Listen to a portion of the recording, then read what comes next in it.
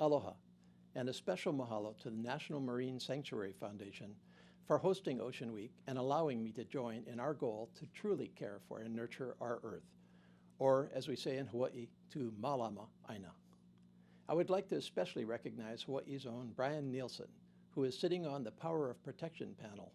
He is a committed partner, widely known and admired for his work with aquatic resources with our State Department of Land and Natural Resources. As we assemble again, our world's precious oceans continue in mortal danger.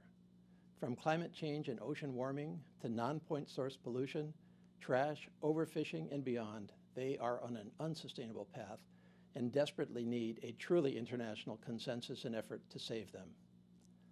From past millennia, the ancient Hawaiians and their brothers and sisters throughout the Pacific offer a way forward.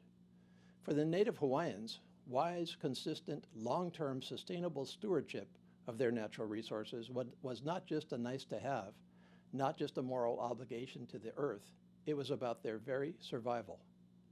The Hawaiians managed their resources through the ahupua'a system, under which their resources were managed by individual land divisions that stretched from the top of the mountains out into the fisheries of the ocean. Each ahupua'a had the resources of life, and each was managed to sustain those resources over the generations. These ahupua'a also recognized that some areas needed to be off limits to extraction because they were key to the overall balance and regeneration of life. In the best of our modern world, where we have forged the best hope for the survival and health of our world's oceans, we have followed these lessons. A prime one exists in the waters of the Hawaiian Islands. In December of 2000, President Clinton signed into law the Northwestern Hawaiian Islands Coral Reef Ecosystem Reserve, protecting one of the most pristine and ecologically invaluable marine ecosystems in the world.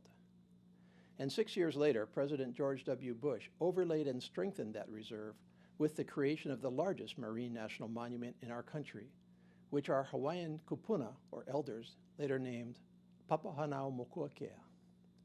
In doing so, these two presidents recognized that wise stewardship of our oceans requires both sustainable extraction for some portions, but also virtually no extraction and broad protections for others.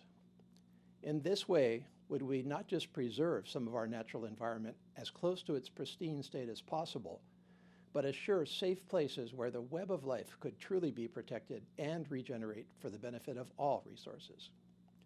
That monument today lies under the protection of various entities, including our State Office of Hawaiian Affairs, maintaining the voice of our indigenous communities in its stewardship. This year, Ocean Week is about protecting biodiversity and building a sustainable global economy. I would like to highlight one initiative that is right up this alley. Just last month, fellow-minded colleagues on both sides of the aisle and I introduced a measure that seeks to protect and preserve a delicate and endangered resource, our coral reefs, here and around the world.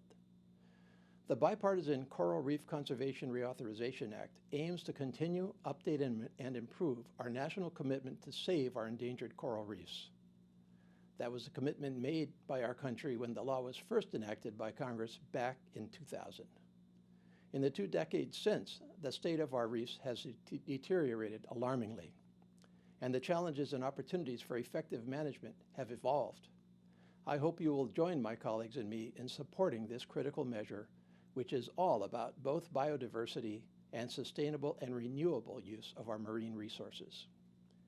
Please know that I stand with you fully today to remain vigilant and aggressively protect, preserve, and enhance the most precious natural resource on our planet, our oceans.